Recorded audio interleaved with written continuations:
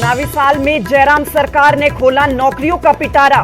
Cabinet ने दी डॉक्टरों के 500 पद भरने की मंजूरी, तबादलों से हटाई रोक। 10 अगस्त से विधानसभा का मॉनसून सत्र।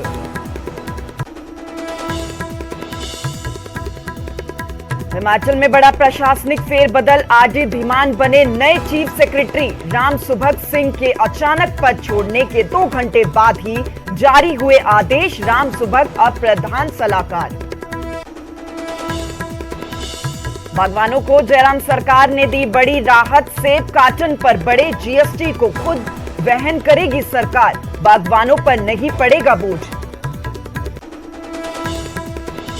कनाडा में सिख नेता रिपुदमन सिंह मलिक की गोलियां मारकर हत्या। अज्ञात हमलावरों ने दफ्तर के बाहर की मलिक पर फायरिंग। कनाडा पुलिस ने टारगेट किलिंग का जताया शक। सिद्धू मूसेवाला कत्लकांड में गैंगस्टर गोल्डी बराड़ ने किए बड़े खुलासे। मूसेवाला के कत्ल की बताई वजह, सुपारी को लेकर दिया बड़ा बयान। न्यूज 18 पर पूरा इंटरव्यू सुबह 10 बजे।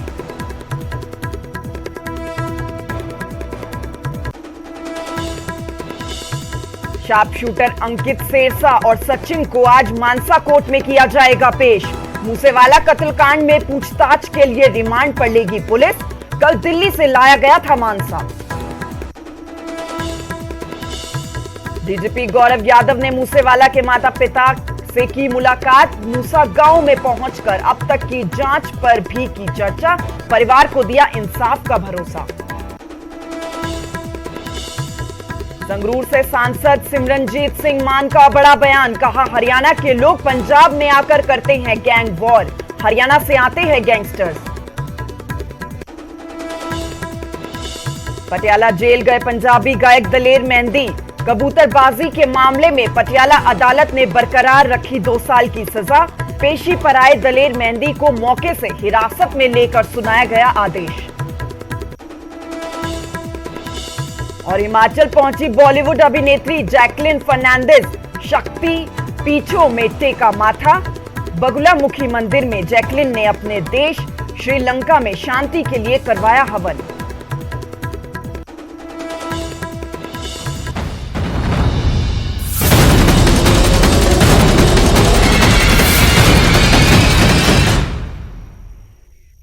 नमस्कार, मैं आपके साथ श्वेता राजपूत। न्यूज 18 पंजाब हरियाणा हिमाचल आप देख रहे हैं। बुलेटिन की शुरुआत करेंगे हिमाचल से आ रही एक सबसे बड़ी खबर। हिमाचल में बड़ा प्रशासनिक फेरबदल हुआ है। आरडी धीमान को नए चीफ सेक्रेटरी बनाया गया। राम सुभग सिंह ने अचानक से ही इस्तीफा दे दिया, जिसके 2 घंटे के अंदर ही अंदर नए सीएस के आदेश जारी कर दिए गए। राम सुभग सिंह नए प्रधान सलाहकार बनाए गए हैं। तो हिमाचल में एक बड़ा प्रशासनिक फेरबदल हुआ है। आरडी धीमान को नया चीफ सेक्रेटरी बनाया गया। राम सुभग सिंह ने अचानक से ही इस्तीफा दिया और 2 घंटे के अंदर ही अंदर नए चीफ सेक्रेटरी के आदेश भी जारी किए गए हैं। राम सुभग सिंह प्रधान सलाहकार बनाए गए हैं।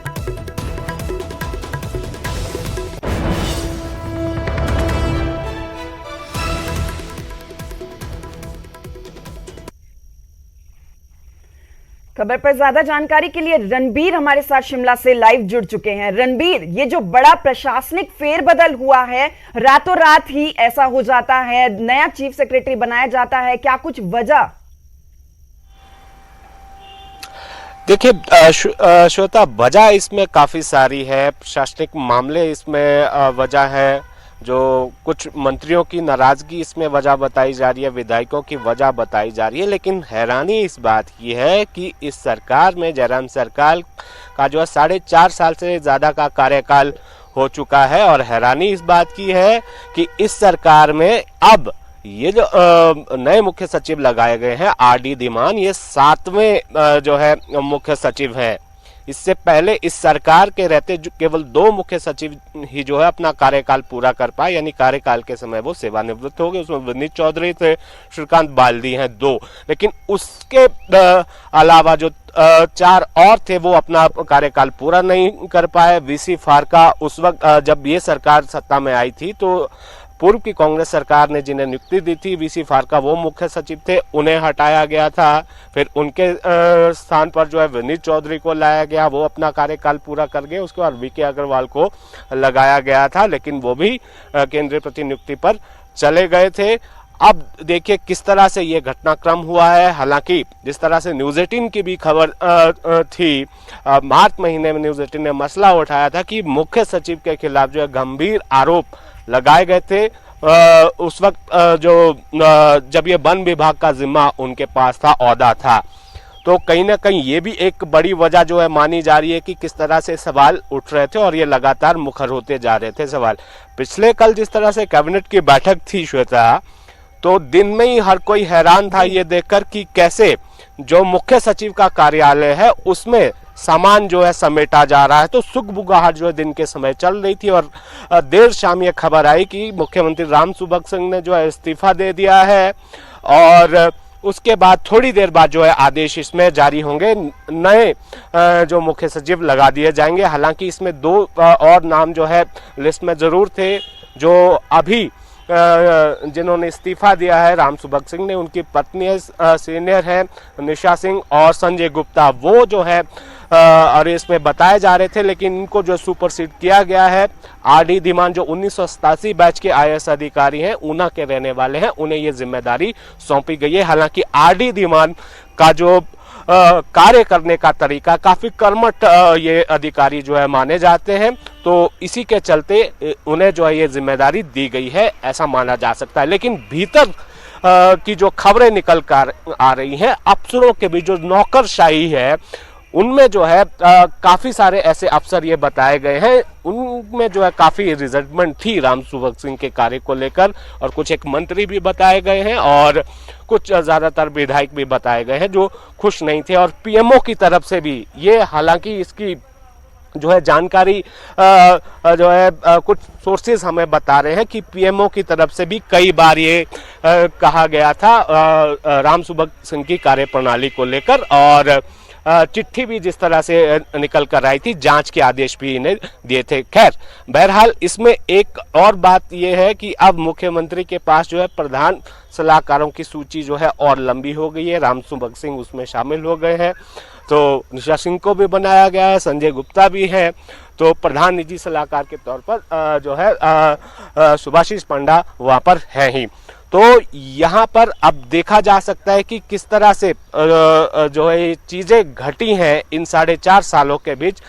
ये अफसरों पर जो ये कहा जाता है कि नौकरशाही पर मुख्यमंत्री की पकड़ कम है, तो ये जो है 4.5 साल के कार्यकाल में इतने बड़े स्तर पर जो है आप जो है अपने मुख्य अधिकारी को बदल देते हैं और 7वां आपके 4.5 साल के कार्यकाल में आता है, तो जाहिर सी बात है सवाल इसमें होते हैं। कुछ और कारण भी रहे होंगे, उसके बारे में जो है अभी ज्यादा जानकारी नहीं है। श्वेता जी बिल्कुल, रणबीर बने रहिए हमारे साथ। इस बीच एक और बड़ी खबर आपको बता दें, जयराम कैबिनेट की अहम बैठक हुई। इस कैबिनेट की बैठक में कई बड़े फैसलों पर मुहर लगाई गई। सरकार ने नौकरियों का पिटारा इसमें खोल दिया। कैबिनेट ने डॉक्टरों के 500 पद भरने की मंजूरी भी दे दी, साथ ही तबादलों से रोक भी हटाई गई और कर्मचारियों को यहां पर एक बड़ी राहत दी गई है। 10 अगस्त से विधानसभा का मॉनसून सत्र शुरू होने वाला है, तो एक बड़ी राहत यहां पर कर्मचारियों को मिली है। जयराम कैबिनेट की अहम बैठक हुई है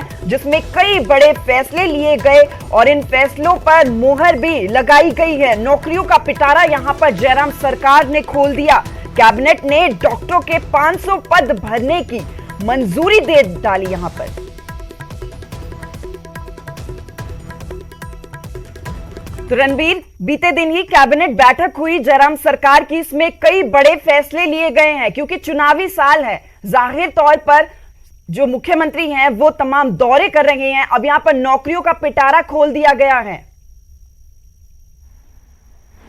जी हाँ श्वेता, देखिए जैसे जैसे चुनाव नजदीक आ रहे हैं, देखिए 2 बड़े सवाल जो है हिमाचल की राजनीति में इस वक्त घूम रहे हैं, जो आम जनता की जुबान पर भी है, महंगाई और बेरोजगारी। इसी को देखते हुए हर कैबिनेट में हम देखते हैं कि किस तरह से नौकरियों का पिटारा खोला जाता है। ये जो है जिस तरह से 1400 से ज्यादा पद है, अगर छोटे छोटे सारे पदों को मिलाकर देखें तो एक ही कैबिनेट में जो है 1500-1600 के करीब जो है नौकरियां देने का जो है ऐलान हुआ है, मंजूरी इन पदों को दी गई है। तो यहाँ पर एक बड़ा जो है राहत की बात इसमें जो स्वास्थ्य क्षेत्र है हमारा, 500 डॉक्टर जो है भर्ती होने हैं। अब इनकी भर्ती कब होगी ये तो आने वाला वक्त ही बताएगा, लेकिन इतना जरूर है कि कुछ जो है राहत जरूर इसमें है कि बाकी अन्य विभागों में जो है स्वास्थ्य विभाग में ही जो है ज्यादा पद ये भरे गए हैं। इसके अलावा अन्य जो फैसले किए गए हैं उसमें भी मुख्यमंत्री जहां जहां जा रहे हैं, जहां जहां घोषणाएं कर रहे हैं, उनको जो है कैबिनेट की मंजूरी मिल रही है। चाहे उसमें कुछ नए कार्यालय खोलने हो, तहसीलों की बात है, जो स्वास्थ्य संस्थान है अपग्रेड करने की बात है, स्कूलों को अपग्रेड करने की बात है, कोई नए संकाय खोलने की बात है, उन सारी जो घोषणाएं मुख्यमंत्री कर रहे हैं उन पर जो है मुहर यहाँ पर लग रही है। और एक अन्य फैसला जो है वो थोड़ा सा अटपटा जरूर लग रहा है, क्योंकि पिछले एक साल से 2019 से राज्य सरकार ने जो कर्मचारियों के जो सामान्य तबादले थे उन पर रोक लगाकर रखी थी।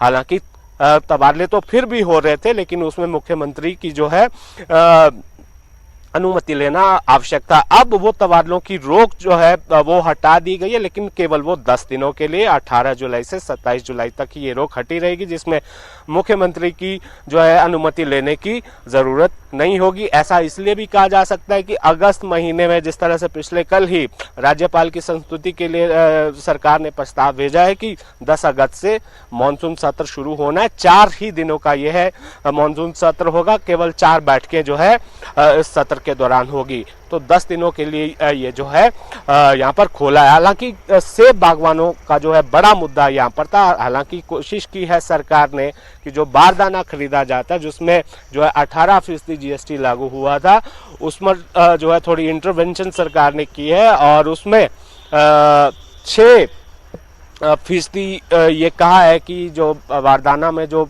6% जीएसटी है वो राज्य सरकार वहन करेगी। श्वेता जी रणबीर, यहाँ पर एक और बात ये भी है, क्योंकि स्वास्थ्य सुविधाओं को लेकर लगातार विपक्ष जो है वो सरकार को घेरता हुआ नजर आता है। यहाँ पर सरकार की तरफ से ये कार्ड जरूर खेला गया है, क्योंकि अस्पतालों में डॉक्टरों की कमी है, ये जनता भी कहती है, विपक्ष भी इस मुद्दे को लेकर बार बार सरकार को घेरता हुआ नजर आता है। यहाँ पर जो 500 पद डॉक्टरों के भरे जाएंगे, कहीं ना कहीं कार्ड खेला गया है सरकार की तरफ से भी, क्योंकि चुनाव नजदीक है। जी हाँ, जाहिर सी बात है, स्वास्थ्य और शिक्षा 2 ऐसे क्षेत्र हैं जो सीधे तौर पर आम जनता के साथ जुड़े हैं। स्वास्थ्य सुविधाएं अगर नहीं मिलती हैं और उसमें इलाज समय पर नहीं मिलता है तो जाहिर सी बात है सरकार की किरकिरी होती है। हिमाचल के जो स्वास्थ्य संस्थान है आए दिन किस तरह से डॉक्टरों की कमी की बात जो है सामने आती है। स्वास्थ्य सुविधाओं की कमी के कारण मरीजों की हालत क्या होती है, तस्वीरें जो है लगातार निकल कर आती हैं। तो इसी को देखते हुए जो मुख्य विपक्षी दल है कांग्रेस और अब आम आदमी पार्टी, आप देख रहे हैं कि वो हिमाचल की सियासत में जो है अपनी सियासी जमीन तलाश रही है, तो वो भी स्वास्थ्य और शिक्षा को प्रमुख जो है मुद्दा बनाए हुए हैं और लगातार जयराम सरकार को घेरा जा रहा है। तो यहाँ पर ना केवल डॉक्टरों की कमी बल्कि जो अन्य पैरामेडिकल स्टाफ है उनकी भी कमी जो है बहुत ज़्यादा है। इसीलिए कोशिश जो है यहाँ पर ये भी की जा रही है। और डॉक्टर्स की खासकर बात करें, हिमाचल में मेडिकल कॉलेजेस की संख्या भी ज़्यादा है। यहाँ से जो है पास आउट होने वाले जो MBBS हैं उनकी संख्या भी लगातार बढ़ती जा रही है। तो इसको लेकर भी जो है सरकार के सामने प्रश्न खड़ा होता है कि डॉक्टर जो है अगर हम देखें कि 300-400 डॉक्टर अगर साल में निकलेंगे तो उन्हें जो है नियुक्ति भी देनी होगी। तो यहाँ पर एक कवायद राज्य सरकार की तरफ से ये की जा रही है स्वास्थ्य संस्थानों को मजबूत करने की, डॉक्टरों की कमी को जो है दूर करने की। और इसके अलावा ये माना जा रहा है कि अब स्वास्थ्य के साथ साथ शिक्षा पर जो है ज्यादा जोर राज्य सरकार डाल रही है। लेकिन बड़ा सवाल इसमें यह है कि घोषणाएं तो हो गई है, मंजूरी मिल गई है। आम आदमी पार्टी की तरफ से भी रणबीर सेल्फी विद स्कूल एक मुहिम शुरू की गई थी, तमाम सेल्फीज मंगवाई गई थी और सरकार को शिक्षा के मुद्दे को लेकर लगातार आम आदमी पार्टी घेरती हुई नजर आ रही है। तो शिक्षा को लेकर क्या कुछ इस कैबिनेट मीटिंग में फैसले लिए गए?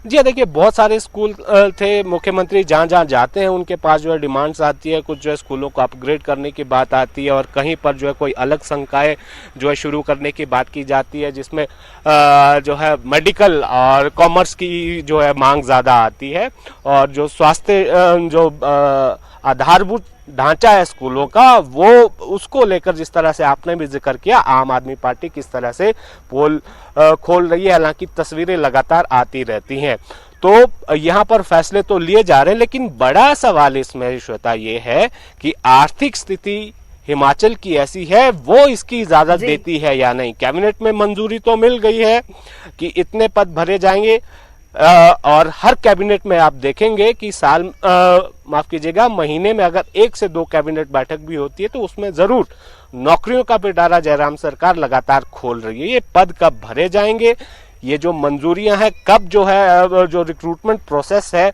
वो शुरू होता है, नियुक्ति कब होनी है, ये बड़ा सवाल इसमें आपने घोषणा तो कर ही दी है, बिल्कुल लेकिन ठीक है, आपने हिमाचल की हर जो किसी की आर्थिक निगाह स्थिति है सिर्फ क्या इसी पर टिकी हुई है कि आखिर सरकार की तरफ से नौकरियों का जो पिटारा है उसमें क्या कुछ निकलने वाला है, क्या कुछ तमाम जो है वो फैसले सरकार की तरफ से लिए जाएंगे, क्या कुछ ऐलान सरकार जनता के लिए करती है, सिर्फ इसी पर हर किसी की निगाह टिकी हुई है।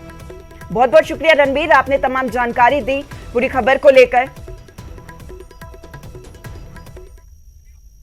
तो उधर कार्टन के दाम बढ़ने से परेशान बागवानों को सरकार ने एक बड़ी राहत दी है। हिमाचल सरकार ने सेब कार्टन पर बढ़ाए 6% जीएसटी को खुद वहन करने का फैसला लिया है, यानी बागवानों को पहले की तरह सेब कार्टन पर 12% जीएसटी देना होगा। प्रदेश के बागवान मंत्री महेंद्र सिंह ठाकुर ने बागवानों को राहत का एक बड़ा ऐलान किया। बड़ा फैसला लिया गया है जो कि एक सर्वसम्मति बनी है बागवानों के बीच में और सरकार के बीच में। वो सबसे बड़ा फैसला है जो जीएसटी 12% से बढ़कर के 18% हुआ था, उस 6% को अब हिमाचल प्रदेश सरकार जो है बहुत बड़ी राहत के रूप में हिमाचल प्रदेश सरकार उस अमाउंट को जो है वो वहन करेगी। तो उसमें सबसे बड़ा फैसला लिया गया है। जी हां, कुदरत का कहर, हिमाचल में लगातार कुदरत का कहर जारी है। तमाम जो घटनाएं हैं वो सामने आ रही है। हिमाचल प्रदेश में आसमानी आफत देखने को मिल रही है। भारी बारिश से भयंकर तबाही मच चुकी है। बाढ़ भूस्खलन के बाद बादल फटने से करोड़ों का नुकसान हो चुका है। अब तक 75 लोगों की इन हादसों में जान जा चुकी है। राज्य आपदा प्रबंधन की टीम मुस्तैद है। लगातार प्रशासन की तरफ से लोगों को हिदायतें भी दी जा रही हैं। उसके बावजूद अब ये बड़ी घटनाएं लगातार हिमाचल से सामने आ रही है। आसमानी आफत देखने को मिल रही है। मौसम खराब है। मौसम विभाग की तरफ से भी लगातार अलर्ट जारी किए जा रहे हैं। भारी बारिश से भयंकर तबाही देखने को मिल रही है। जगह जगह पर सड़कों को बंद कर दिया गया है। प्रशासन की तरफ से तमाम हिदायतें लोगों को दी गई है कि इस खराब मौसम में घरों से कम बाहर निकले। और अब तक इन हादसों में 75 लोगों की जान जा चुकी है। वाकई में हैरान कर देने वाला ये आंकड़ा। कई लोगों ने अपनी जिंदगियां गंवा दी हैं। यहाँ पर लगातार यहाँ पर घटनाएं सामने आ रही हैं। बाढ़ की घटना हो, भूस्खलन की घटना हो, बादल फटने से करोड़ों का प्रशासन को तो नुकसान हुआ ही है, इसके साथ ही कई लोगों की जिंदगियां भी यहाँ पर चली गई। तो राज्य आपदा प्रबंधन की टीम लगातार मुस्तैद है। लोगों को तमाम हिदायतें दी जा रही हैं। मौसम विभाग की तरफ से अलर्ट जारी किया जा रहा है। लेकिन हिमाचल में कुदरत का कहर आप देखिए लगातार जारी है। तो माननीय मुख्यमंत्री जी ने डिजास्टर को लेकर, आपदा को लेकर सभी डिप्टी कमिश्नर और अन्य सभी संबंधित अधिकारियों के साथ वीडियो कॉन्फ्रेंस मीटिंग की। सबको इस दृष्टि से तैयार रहने के लिए कहा कि मॉनसून शुरू हो रही है, तो इसलिए ये जो घटनाएं हैं उस पर हमने एक्टिवली काम करना है। और उसका परिणाम भी देखने में आया। आप सबने देखा चौपाल में 3-4 मंजिल की जो बिल्डिंग गिरी है, उस बिल्डिंग में रहने वालों को 3 दिन पहले ही प्रशासन ने कह दिया था कि ये भवन असुरक्षित है, आप इसको छोड़कर चले जाएं। इसलिए भवन गिरने के बावजूद भी वहां कोई कैजुअलिटी नहीं। तो हिमाचल प्रदेश में मॉनसून कहर बनकर बरस रहा है। भारी बारिश के कारण अब तक जान माल का काफी नुकसान भी हो चुका है। भूस्खलन, बाढ़, बादल फटने, सड़कें धंसने से करोड़ों का नुकसान हो चुका है। वहीं करीब 75 लोग बारिश के कारण आई आपदाओं में अपनी जान भी गंवा चुके हैं। सरकार प्रशासन आने वाले दिनों में किसी भी तरह के हालातों से निपटने के लिए पूरी तरह से मुस्तैद है।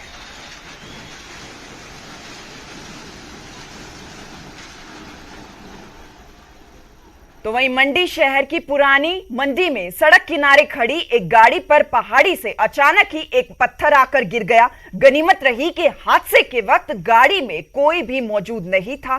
गाड़ी का भारी नुकसान हुआ। उधर भूस्खलन से चंडीगढ़ मनाली नेशनल हाईवे बंद हो गया।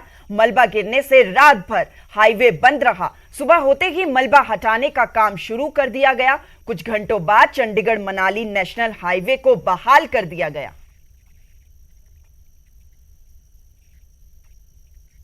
तो मॉनसून में लगातार हो रही बारिश ने कांगड़ा के लोगों की चिंताएं बढ़ा दी है। नदी नाले खड्डे सब उफान पर है। नदी नालों के जो किनारे हैं वहां रहने वाले लोगों का दिन चैन, उनकी जो रातें हैं वो उनकी नींद उड़ गई है। कांगड़ा में बारिश के बाद के हालात डरा रही हैं।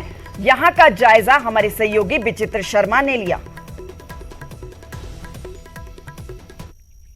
मौजूद हैं और जनपद कांगड़ा में जिस तरह से मानसून की बरसात रुक रुक कर हो रही है, उसके चलते जो है कांगड़ा के वो तमाम नदी नाले खड्डे जो हैं उफान पर हैं। उसकी बानगी, उसकी तस्वीर आप लोगों के रूबरू करवाना चाह रहा हूँ। फिलहाल ये देख सकते हैं आप लोग कि धुआंधार की तरह हट्टी से निकलने वाले तमाम जो जितने भी नदी नाले हैं, उन्हीं नदी नालों में से एक है ये गडप्पा नाला, गडप्पा खड्ड, जो कि इस वक्त किस तरह से रौद्र रूप अपना धारण किए हुए है, ये इसकी तस्वीर आप साफ तौर पर देख सकते हैं। और कितना पानी जो है, पानी का जो जल स्तर है वो किस स्तर पर इस वक्त जो है वो बह रहा है। अमूमन इस जगह को हम लोग आप लोगों को दिखाते ही रहते हैं। इस तरह के खड्डे, नदी नाले जो हैं हम आपको दिखाते ही रहते हैं। लेकिन ये जो गडप्पा जो नाला है, ये जो आप इस वक्त देख पा रहे हैं, ये तो फिर भी अभी भी इसका जो जल स्तर है वो बहुत निम्न स्तर पर नजर आ रहा है। इससे पहले इसका जो जल स्तर था, जब खूब बरसात हो रही थी, उस वक्त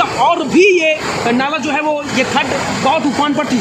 ठीक, आप थोड़ा सा मैं कहूँगा कि कैमरामैन को कि थोड़ा सा जूम इन करके दिखाएं कि ये देख सकते हैं आप ऊपर, आप देखें कि ये जो रोड जा रहा है, ये लिंक रोड जो जा रहा है, ये जो केंद्रीय विद्यालय है कांगड़ा का, उसके लिए जा रहा है। केंद्रीय विद्यालय गोजू के लिए ये रोड जा रहा है और इसमें सुबह से लेकर शाम तक जो आवाजाही है वो होती रहती है। स्कूली छात्र, छोटे बच्चों से लेकर बड़े तक, यानी +2 तक जो छात्र हैं वो यहीं से आवाजाही करते हैं, कुछ पैदल। तो खबर पर ज्यादा जानकारी के लिए विचित्र शर्मा हमारे साथ जुड़ गए हैं। विचित्र, फिलहाल कैसे हालात हैं वहां पर? श्वेता, देखिए, इस वक्त के हालातों की अगर बात करें तो सुबह से ही कई इलाकों में तो रुक रुक कर बारिश हो ही रही है और पूरी कांगड़ा घाटी में जो है बादल छाए हुए हैं पूरी तरह से, और कभी भी बारिश हो सकती है। वैसे भी 90% बारिश की आज संभावना मौसम विज्ञान केंद्र की ओर से जाहिर की गई है, जताई गई है।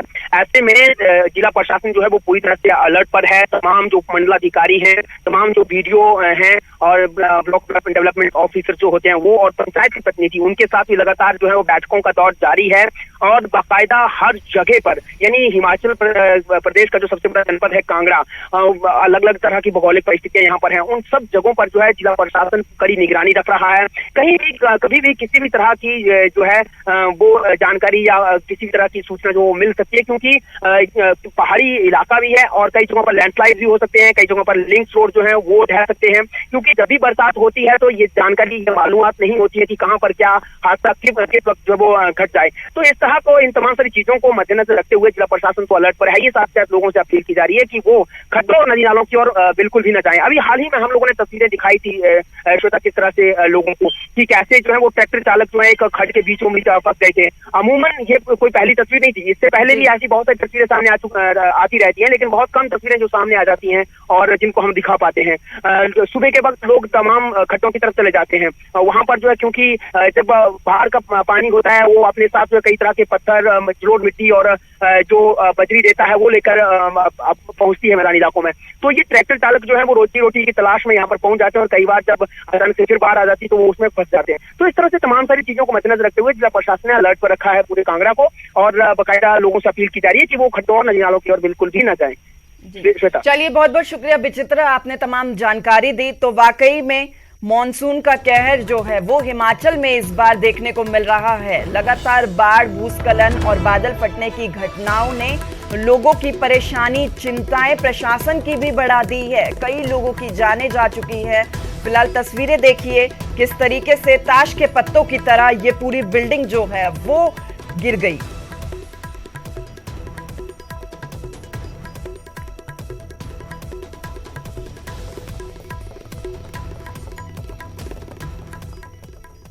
फिलहाल बुलेटिन में बस इतना ही। आप जुड़े रहिए न्यूज़ 18 पंजाब, हरियाणा, हिमाचल के साथ। नमस्कार।